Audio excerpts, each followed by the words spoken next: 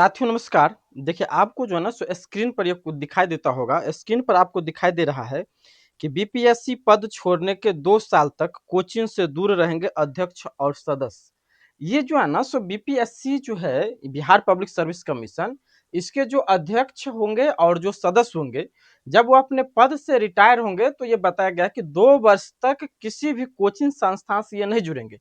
ये समस्या क्या होता था कि मान लीजिए कि अभी कोई व्यक्ति बीपीएससी के अध्यक्ष है यानी चेयरमैन है और कोई व्यक्ति सदस्य है।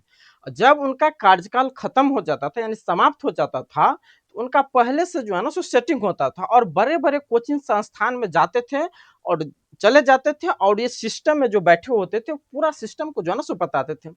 इसकी जानकारी जो है ना सो धीरे-धीरे राज्य सरकार को पता चला बीपीएससी के माध्यम से कि पूर्व के जो अध्यक्ष होते हैं, सदस्य होते हैं, वो जब अपने पद से हट जाते हैं यानी कार्यकाल उनका समाप्त हो जाता है, तो ये बड़े-बड़े कोचिंग संस्थान में जाते हैं और परीक्षा से संबंधित सारे बातों को जो है ना सो बता देता है। इससे होता है क्या कि एग्जाम का यानी जो परीक्षा आपका होता है, उससे के ऊपर से विश्वसनीयता घटता है यानी पारदर्शिता में जो है ना सो पारदर्शिता को लेकर संदेह हो जाता है।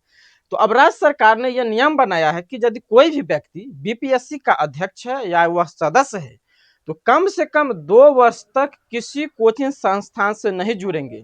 नहीं तो होता था क्या, ये नियम जो नहीं था ना कि मान लीजिए अब आप रिटायर कब होंगे तो आपको तो पता होता है कि आप हम फलने तारीख को रिटायर हो जाते थे। तो इससे पहले ये बड़े बड़े कोचिंग संस्थान से इनका संपर्क होता था, क्योंकि संपर्क करने के लिए तो आप उनको रोक नहीं सकते हो। संपर्क होता था और जब ये पद से हटे उधर कोचिंग संस्थान में चले गए। अब वह व्यवस्था जो बना है परीक्षा प्रणाली का, वह सारा व्यवस्था जो है ना सो बड़े बड़े कोचिंग संस्थानों को इसके माध्यम से पता चल जाता था, जिसके लेकर जो है ना सो राज्य सरकार जो है ना ये बड़ा कदम उठाया है कि बीपीएससी पद छोड़ने के 2 साल तक कोचिंग से दूर रहेंगे अध्यक्ष और सदस्य। यानी जो बीपीएससी का चेयरमैन होगा और उनके साथ जो सदस्य होंगे यानी बीपीएससी के जो सदस्य होंगे, वह 2 वर्ष तक किसी भी कोचिंग संस्थान से नहीं जुड़ेंगे। अब ये जो बीपीएससी है, यह जो है ना सो एक संवैधानिक संस्था है। यह संवैधानिक संस्था है और इसकी चर्चा जो है ना संविधान के भाग 14 में किया गया है। संविधान में कितने भाग है? 22 भाग है। यदि आपसे पूछे कि संविधान में कितने भाग है, तो 22 भाग है। उसी को अध्याय भी कहते हैं, यानी 22 को अध्याय है। और जिसमें ये भाग नंबर 14 में अनुच्छेद आपका आता है 308 से लेकर 323। कितना तक? 308 से 323 तक। जिसमें 308 से जो है 308 से लेकर 314 तक, यहाँ पे समझिए ये भाग 14 में 308 और 323 इतना सारा अनुच्छेद आया। और यह बीपीएससी यानी राज्य लोक सेवा आयोग और संघ लोक सेवा आयोग, ये दोनों की चर्चा जो है इसी अनुच्छेद में किया गया है और ये भाग नंबर हो जाएगा आपका 14। तो संघ लोक सेवा आयोग, यहाँ पे देखिए संघ एवं राज्य लोक सेवा आयोग, समझ गए? संघ का मतलब यहाँ पे हुआ UPSC, union public service commission, और राज्य लोक सेवा आयोग का मतलब होता है एसपीएससी। एस माने होता है स्टेट, पी से पब्लिक, एस से सर्विस, सी से कमीशन, यानी स्टेट पब्लिक सर्विस कमीशन, राज्य लोक सेवा आयोग। लेकिन होता है क्या कि ये एस जो है ना, जिस राज्य में एग्जाम होता है जैसे बिहार है तो एस को हटा के बी बी यहाँ पे ला देता है, तो बिहार पब्लिक सर्विस कमीशन।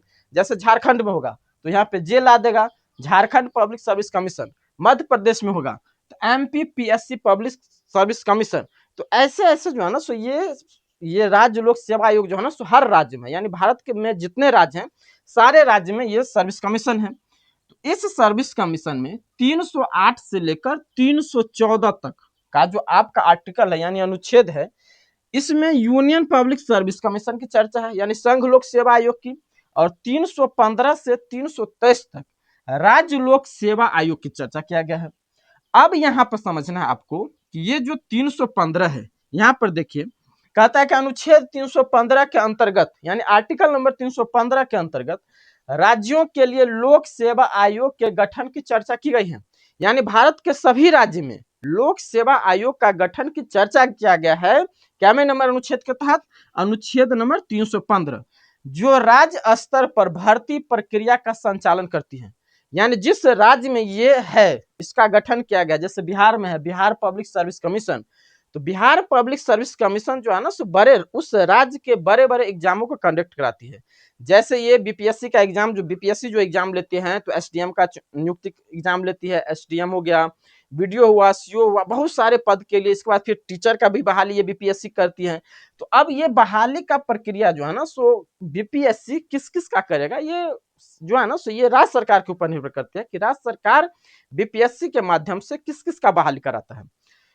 इसके बाद यहाँ पे दिया गया है कि अध्यक्ष की नियुक्ति। अब यहाँ पे समझना आपको, ये तो हो गया कि भाई 315 के तहत जो है ना राज्य लोक सेवा आयोग का गठन की चर्चा की गई है। अब ये राज्य लोक सेवा आयोग जो है ना उस राज्य से संबंधित सारा वैकेंसी जो राज्य सरकार करेगी उसका जो है ना ये विज्ञापन निकालेगी और उसके तहत जो है अपना भर्ती कराएगी। अब इसके सदस्य और जो अध्यक्ष होते हैं इसका नियुक्ति जो है ना राज्यपाल करते हैं।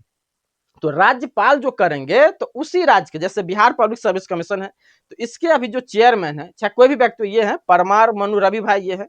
तो इनका नियुक्ति कौन करेगा, तो इनका नियुक्ति करेगा राज्य के राज्यपाल, यानी बिहार के ये बिहार पब्लिक सर्विस कमीशन के अध्यक्ष है परमार मनु रवि भाई। यहाँ पर देखिए अध्यक्ष है परमार रवि मनु भाई, ये आईएएस अधिकारी हैं।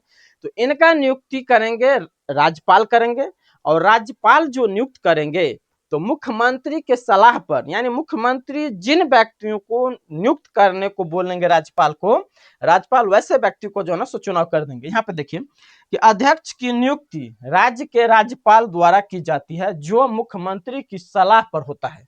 यानी ये जो है राज्य लोक सेवा आयोग, इसके अध्यक्ष का जो नियुक्ति होगा वह मुख्यमंत्री के ही सलाह पर हो सकता है, अन्यथा नहीं हो सकता है। मुख्यमंत्री साहब जिसको कहेंगे राज्यपाल उसको जो है ना सो बना देंगे। अब ये जो सदस्य होते हैं और अध्यक्ष, ये दोनों का कार्यकाल जो है ना सेम है, 6 वर्ष या 62 वर्ष। देखिए यूनियन पब्लिक सर्विस कमीशन यानी संघ लोक सेवा आयोग, उसके अध्यक्ष का कार्यकाल होता है, उसके अध्यक्ष का कार्यकाल होता है 6 वर्ष या 65 वर्ष। लेकिन राज्य लोक सेवा आयोग के अध्यक्ष हो या सदस्य हो, इनका कार्यकाल होता है 6 वर्ष या 62 वर्ष। 6 वर्ष का मतलब ये हुआ कि मान लीजिए कि कोई व्यक्ति, यहां पर देखिए यदि कोई व्यक्ति 50 वर्ष के उम्र में बीपीएससी का अध्यक्ष बना तो वहां पर ये 6 वर्ष चल जाएगा, तो ये 56 वर्ष में जो है ना तो क्या हो जाएगा, रिटायरमेंट हो जाएगा। लेकिन यदि कोई व्यक्ति 60 वर्ष में बीपीएससी का चेयरमैन बने या सदस्य बने, तो यहाँ पे देखिए लास्ट, यानी अब वह 2 वर्ष तक रहेंगे। तो 2 वर्ष यानी 2 वर्ष के बाद 62 साल हो जाएंगे, तो ये 62 वर्ष में रिटायर हो जाएंगे। तो यहाँ पे 2 कंडीशन है, 6 वर्ष रहेंगे, नहीं तो 62 वर्ष में इनको तो रिटायर होना है। तो जब 50 वर्ष में बनेंगे तब इनको अध्यक्ष पद से ये हटेंगे, 6 साल जोड़ेंगे तो 56 वर्ष में। मान लीजिए कि यदि कोई 60 वर्ष में बने हैं तो 2 वर्ष के बाद इनको हटना है, तो वो जो है ना 62 वर्ष में हट जाएंगे। और अभी जो है वर्तमान में बीपीएससी के जो चेयरमैन है परमार रवि मनु भाई है, ये आईएएस अधिकारी हैं। तो यहाँ पे आपको ये याद रखना है, ध्यान रखना है कि बीपीएससी के सदस्यों का कार्यकाल कितने वर्ष का होता है या अध्यक्ष का कार्यकाल कितने वर्ष का होता है, तो 6 वर्ष या 62 साल। और यूपीएससी के अध्यक्ष का कार्यकाल कितने वर्ष का होता है, तो उनका जो 6 वर्ष या 65 वर्ष। बीपीएससी के अध्यक्ष का चुनाव कौन करता है, नियुक्त कौन करता है, तो राज्य के राज्यपाल।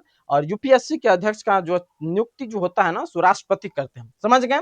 और इनका जो सलाह का ये जो है ना सो राज्य के अध्यक्ष होंगे, यानी राज्य लोक सेवा आयोग के अध्यक्ष के जो अध्यक्ष होंगे तो राज्यपाल नियुक्त करेंगे, लेकिन सलाह देने वाले हो जाएंगे मुख्यमंत्री हो जाएंगे। तो ये राज्य सरकार के द्वारा जो है ना ये बहुत बड़ा फैसला लिया गया है।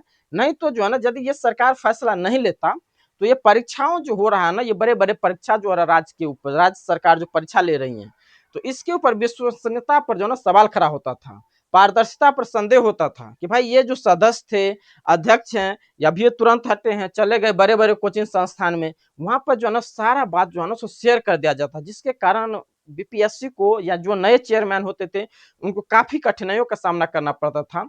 लेकिन अब इसकी जानकारी राज्य सरकार के पास चला गया है।